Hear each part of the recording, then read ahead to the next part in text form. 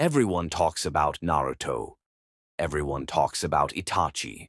Everyone talks about Goku. But there is one character in anime history who went through the most incredible transformation ever written, and almost nobody gives him the credit he deserves. That character is Vegeta. This is not about power levels. This is not about transformations. This is the story of a monster who became something nobody expected, and it is the greatest character arc in anime history. Chapter 1. To understand Vegeta's story, we have to be completely honest about who he was at the beginning. Vegeta was not an anti-hero. He was not misunderstood. He was dangerous. He was cold. And he felt absolutely nothing for human life. When he arrived on Earth, his only goal was to kill everyone on the planet. He destroyed his own partner, Nappa, the moment Nappa became useless to him. On Namek, he massacred entire villages. He killed people without hesitation. This was not survival. This was not strategy. This was simply who Vegeta was, a person shaped entirely by a world that treated him as a weapon from birth. He was taken from his father as a child, forced to serve Frieza, trained to feel nothing. Everything human inside him was buried so deep he forgot it was ever there.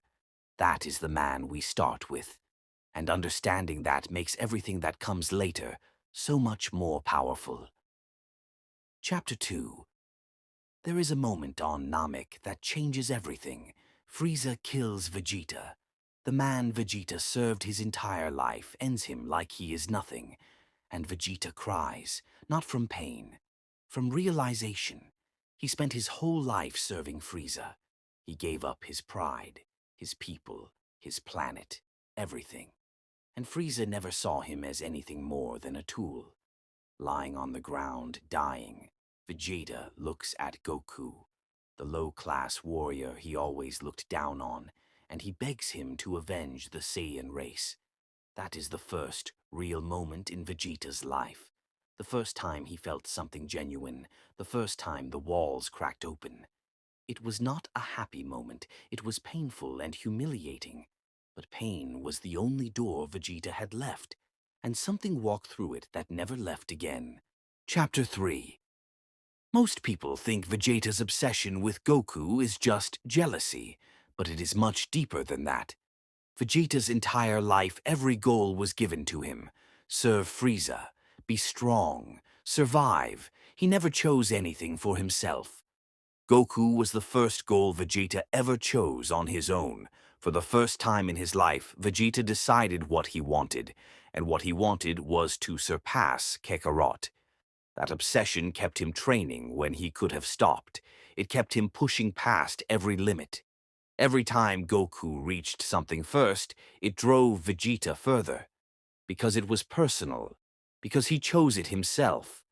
People call it an inferiority complex. But it was actually freedom. The first real freedom Vegeta ever experienced. Without that rivalry, Vegeta stops growing. Without Goku, Vegeta never becomes who he was meant to be. That is the quiet truth behind the greatest rivalry in anime history. Chapter 4. Nobody in Dragon Ball gets less credit for Vegeta's transformation than Bulma. She looked at a dangerous alien prince and chose to stay anyway. Vegeta had never experienced that before. In his world, everything came with conditions, be useful or be discarded. But Bulma was not afraid of him. She argued with him. She challenged him. And Vegeta did not know what to do with someone like that. So he stayed. For the first time in his life, he stayed somewhere. Then Trunks was born. Vegeta held his son, and something inside him changed permanently. He began training Trunks. Not because Saiyans passed down fighting skills, but because he wanted his son's life to be better than his own. That is not a warrior's thinking. That is a father's thinking. And Vegeta had no name for what he was feeling, but he felt it. And that was enough to change everything. Chapter 5. The Majin Vegeta arc is the most important moment in Vegeta's entire story, and most people completely misread it. Vegeta did not get possessed by accident. He chose it, on purpose. He felt himself changing. He felt the coldness fading. He felt attachments growing, and it frightened him. Because if he was no longer the monster, then who was he? So he tried to go back. He let Babidi into his mind to feel nothing again. He fought Goku with everything he had, trying to prove the old Vegeta was still there. But then Majin Buu threatened his family, and every wall he built came down instantly. He knocked out Goku. He walked to his son Trunks. He hugged him for the first time. Then he said goodbye, knowing he was not coming back, and he sacrificed his life for the world his family lived in. The man who once destroyed worlds died protecting one. That moment is Vegeta's entire journey in a single scene. Everything he was, everything he became, all of it in one hug and one final decision. Chapter 6.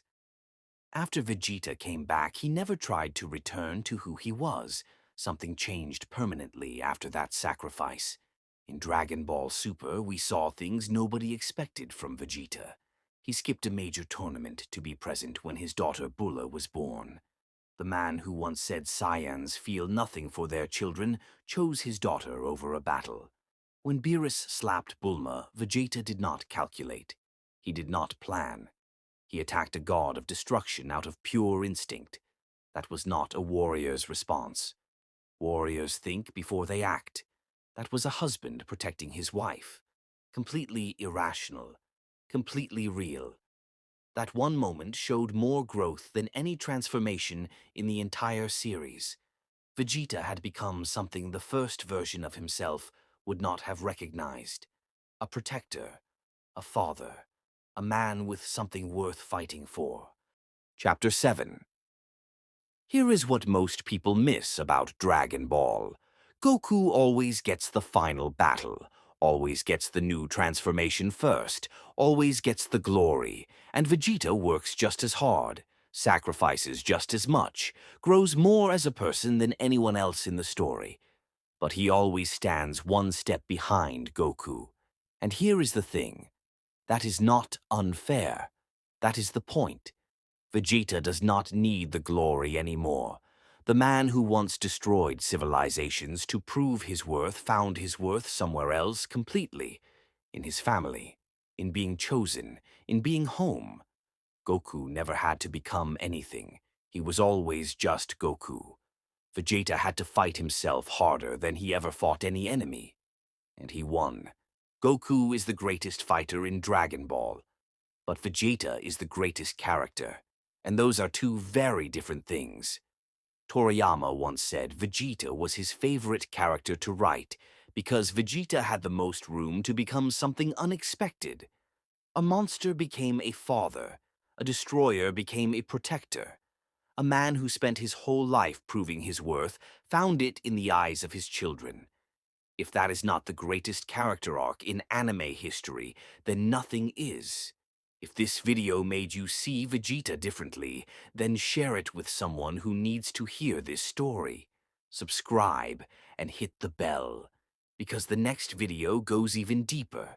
We are exposing the darkest secret in Dragon Ball that Toriyama hid in plain sight for 30 years. You think you know this story? You do not.